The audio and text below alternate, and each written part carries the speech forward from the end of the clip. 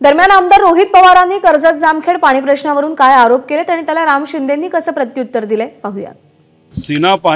सीनाचं जे धरण आहे माझ्या मतदारसंघामध्ये कुकडी प्रकल्पातून तिथं पाणी दिलं जातं। मी हा मुद्दा मांडला, या बाबतीतली चर्चा झाली।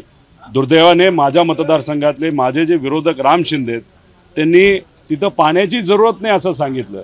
म्हणजे खरं तर आश्चर्यच आहे, एखाद्या लोकप्रतिनिधींनी पाणी आपल्या मतदारसंघात यावं यासाठी प्रयत्न करावे, पण त्यांनी सांगितलं तिथं पाणी त्यामुळे कुकडीतून पाणी देऊ नका असं त्यांनी तिथं सांगितलं अप्रत्यक्षपणे। त्याचं दुर्दैव आहे, पण आम्ही सुद्धा या बाबतीत लढणार आहोत। कुकडीतून सीनाच्या धरणात पाणी द्यावं, त्याच्यावर आमची 22 गावं आहेत आणि आष्टीला सुद्धा पाणी कधी आधी पाणी कमी पडलं तर दिलं जातं। ही कालवा सल्लागार समितीची बैठक पाणी सोडण्याच्या संदर्भामध्ये आहे।